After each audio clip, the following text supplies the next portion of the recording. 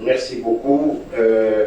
Mon intervention va se diviser en deux parties. Bon, je suis ici au nom de la FNAS, la Fédération nationale d'accompagnement à l'entrepreneuriat, et je représente M. Agnès Toukali, qui est, moi je suis le secrétaire général, M. Agnès Toukali, qui est le président de la FNAS. D'ailleurs, dans cette salle, il y a pas loin de 2 mois, on a eu un séminaire sur l'entrepreneuriat avec la participation de l'université CNS Chami.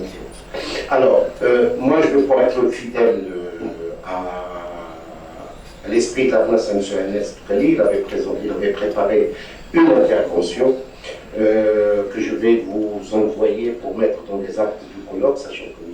Agnès Toukali c'est un universitaire, donc il est très méticuleux sur l'intervention des universités. Donc, et puis après, je veux vous donner un peu mon expérience par rapport à l'émergence du nouveau modèle d'entrepreneuriat. Donc, j'ai mis le chronomètre pour être dans les temps par rapport à mon intervention. Alors, donc, 30 000 jeunes de plus en plus sont présentés chaque année sur le marché du travail. Ces jeunes actifs sont à la fois une chance et une source de pression pour l'économie marocaine qui peine à créer suffisamment d'emplois. Alors, le secteur privé et public réunit n'offre pas plus de la moitié des emplois demandés aujourd'hui. La réduction des recrutements au sein des administrations a fortement limité les perspectives d'accès à la fonction publique. Selon une étude récente publiée en 2021 sur les NEET, alors les NEET, c'est l'appellation qui ne sont ni dans l'emploi, ni dans l'information, ni sur le marché du travail. C'est décrié un peu par la Banque mondiale pour le recensement des populations vulnérables. Réalisé par l'ONDH et l'UNICEF, le salariat est lui aussi très ambivalent car le nombre de jeunes ont eu de très mauvaises expériences et cela de façon très précoce. Par conséquent, le salariat est distingué entre le bon emploi réglementaire et le mauvais emploi. En revanche, pour d'autres jeunes, tout aussi nombreux, l'entrepreneuriat est vu comme une perspective plus désirable du fait de la pénibilité des activités salariées. Il permet d'échapper au rapport de domination de la part des patrons et considéré comme une opportunité positive, surtout pour les jeunes qui n'ont pas de diplôme. De son côté, l'entrepreneuriat productif est insuffisant selon le Global Entrepreneurship Monitor, le GEM 2015, sur la dynamique d'entreprendre au Maroc avec un taux d'activité entrepreneuriale de 4,5%. Le niveau élevé du chômage et du sous-emploi important du secteur informel potentiel, de croissance de TPME, la toute petite et moyenne entreprise, est insuffisant. Seraient les principaux problèmes auxquels l'économie marocaine fait face aujourd'hui. Devant ce constat, l'entrepreneuriat serait une solution efficace pour permettre à plus grand nombre d'occuper une place d'acteur économique dans le marché du travail en pleine mutation. Alors, l'analyse des programmes d'entrepreneuriat et de la création d'entreprises, l'analyse des résultats de ces programmes, il a montré que 50% des projets étaient en autofinancement, la banque n'était pas tendre avec les promoteurs d'idées généreuses et l'éligibilité était draconienne, sans parler des taux d'intérêt qui restaient très élevés. Les plateformes multipartenariales Mubadara, utilisant des fonds mixtes, sont venues entre-temps donner un coup de pouce aux créateurs d'entreprises via des prêts d'honneur sans intérêt et sans garantie.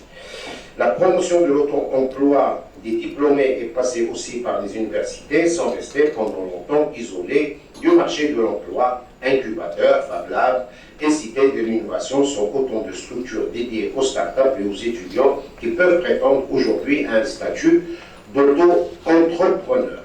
Alors, en dépit de l'amélioration du climat des affaires, les mesures d'appui aux porteurs de projets, aux auto-entrepreneurs et TPE, il reste insuffisant. Certes, les intervenants dans le domaine de l'appui de financement de l'entreprise sont multiples, ainsi que les produits qu'ils proposent, mais ils gagneraient à être plus structurés et visibles pour renforcer l'attrait qu'ils peuvent introduire auprès des jeunes entrepreneurs.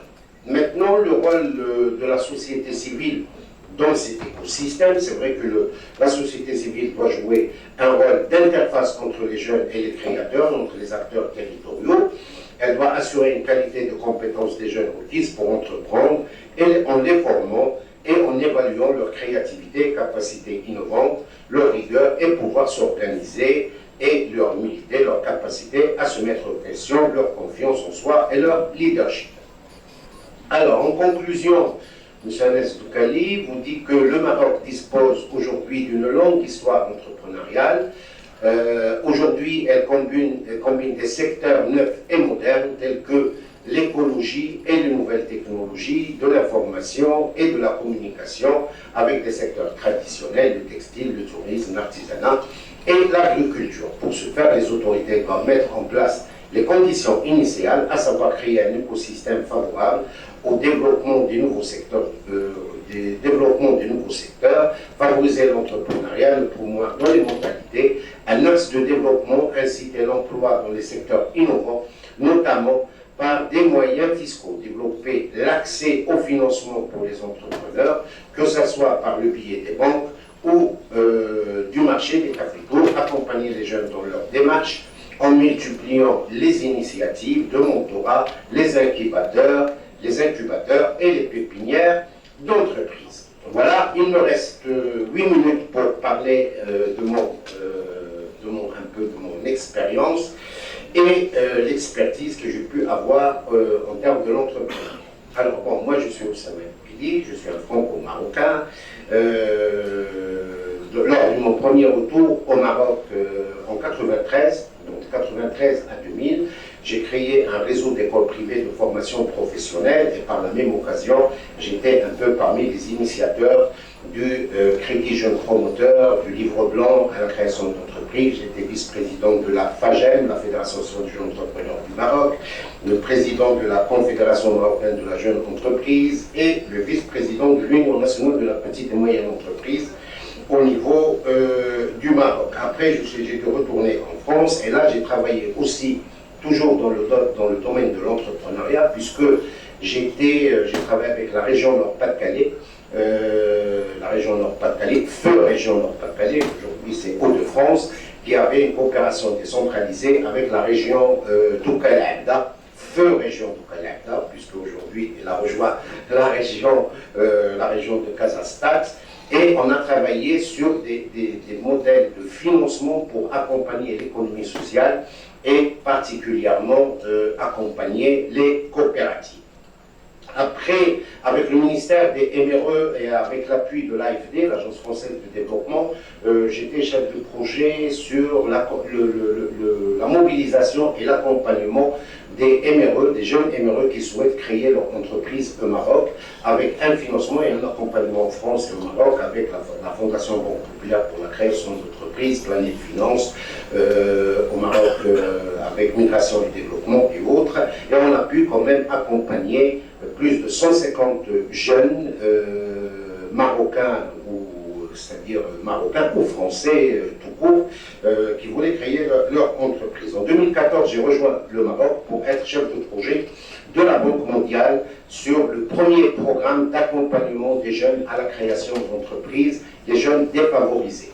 Et c'est de là, donc de 2014 jusqu'à 2018, et qui a donné la naissance à tous les programmes de la Banque mondiale sur la création, sur l'accompagnement des jeunes pour la création d'entreprises. D'ailleurs, il y avait un financement par un prêt de 50 millions de dollars qui, aujourd'hui, travaille sur la région de Marrakech et que l'INDH, dans le cadre du programme d'accompagnement des jeunes, elle a repris un peu ce programme que nous avons initié et qu'il a généralisé au niveau du Maroc. Après, dans 2019, j'étais toujours dans l'accompagnement et je travaille aujourd'hui avec la Banque mondiale au niveau international dans l'Asie centrale sur l'accompagnement à la création d'entreprises en tant qu'expert international au niveau de l'entrepreneuriat. Tout ça pour vous dire que je vous ai un peu brassé un peu ma petite expérience dans ce domaine-là. Je suis un peu vieux peut-être, mais pour vous dire en 2 mots, pour créer un nouveau modèle d'accompagnement, qu'est-ce qu'il faut faire? Alors, on n'a pas la recette, mais il y a un certain nombre de choses qu'aujourd'hui, le Maroc, il baigne un peu dans les erreurs des erreurs qui ont été faites, et on ne veut pas sortir de ces erreurs. Alors, pourquoi? Bon, il y a 3 points. Premier point, c'est qu'aujourd'hui, l'État, quand elle veut lancer un programme, il n'y a jamais l'implication de l'écosystème entrepreneurial au niveau de la mise en place du programme, au niveau de la réflexion du programme, au niveau de la création de ce programme-là. Il y a des organes de l'État tels que l'ANAPEC. Je ne reviens pas sur le travail important que fait l'ANAPEC ou le ministère, ou j'en passe, hein, même les bailleurs de fonds, soit la Banque mondiale, la BAD, la Banque africaine de développement, la Banque islamique et autres, etc. Il n'y a pas une implication de tout l'écosystème dans ce qu'on appelle la mise en place du programme et la première étude qui est faite pour la mise en place du programme. Le deuxième point, c'est qu'aujourd'hui, et puis pas aujourd'hui, depuis toujours, chaque fois qu'il y a un changement du gouvernement, un changement de ministre ou un changement de responsable, il efface d'un coup tout ce qu'il a fait l'autre et il recommence par le début. C'est clair, c'est aujourd'hui, c'est peut-être une mentalité, peut-être on l'a hérité de France, parce que bon, quand même, on a aussi des séquelles un peu à tous les niveaux de notre société, c'est qu'on efface tout et on recommence. Même si des choses qui sont bonnes, mais on ne part jamais de ce qui a été fait pour construire sur la base et capitaliser sur les programmes. Troisième point. Aujourd'hui, le problème majeur de nos programmes, c'est-à-dire d'accompagnement ou la création de nouveaux modèles, c'est qu'on n'intègre pas l'évaluation des programmes au cœur des programmes qu'on met en place. Aujourd'hui, l'évaluation du programme ne se fasse pas à la fin du programme, mais elle se fait au début du programme. Et moi, je vais vous dire, bon, j'interviens aujourd'hui sur l'évaluation du programme du l'INDH, mais via quelques préfectures en tant qu'expert dans ce domaine. Bon, petit expert, hein, donc pour essayer d'apporter ma contribution au programme. On est à 3 ans et le programme va se terminer en 2023, et on est aujourd'hui en train on n'a jamais revu les process, on n'a jamais revu les choses, parce qu'on attend d'évaluer le programme à la fin du programme. Et à la fin du programme, c'est trop tard. C'est même pas la peine. À la fin du programme, c'est fini, etc. Et même si quand on fait l'évaluation du programme, à la fin du programme, des programmes, on ne prend pas en considération les résultats pour pouvoir redémarrer autre chose. Et le troisième et le quatrième point, qui est le plus important à mon sens, l'échec des programmes d'accompagnement ou les programmes de financement, surtout s'il y a des programmes de financement ou de subvention. Les mécanismes d'État pour la subvention ou pour le financement des entrepreneurs, ils ne sont pas adéquats. Parce qu'il y a le trésor public, il faut faire le truc, il faut envoyer les décaissements, par exemple les décomptes, les autres, etc. Entre le temps que le jeune, il a mis en place son entreprise et il a posé un dossier pour être financé, on va lui donner 5 000 dirhams ou 10 000 dirhams parce qu'on va l'accompagner. L'entreprise mère s'est dit que ça arrête, donc c'est pas la peine de réfléchir à ça. Donc, moi je pense qu'il y a, pour repenser à un nouveau modèle d'accompagnement, il y a à repenser au nouveau modèle de subvention de l'État. Parce qu'on peut passer par une agence qui est un peu plus agile, pour essayer de financer les entreprises et autres. Alors, un dernier point, il me reste, je pense, une minute, mais j'ai parlé pour 2 personnes sur 15 minutes. Hein, donc, je peux prendre 2 minutes. D'accord? Alors, une dernière chose, moi je m'adresse aux étudiants de la faculté des sciences et juridiques et de l'économie et sociale. Là où on est, aujourd'hui je pense que vous, étudiants, là il me dit que j'ai fait 15 minutes. Donc aujourd'hui les étudiants, vous êtes un peu le terreau de la création d'entreprises. Parce que ça soit au niveau juridique, il y a des gens qui vont devenir des avocats, ils vont devenir des notaires, etc., etc. Donc c'est de la création d'entreprises. Il y a aussi au niveau économique, on fait de l'économie, etc. Donc vous êtes plus amené dans cette faculté à créer votre entreprise.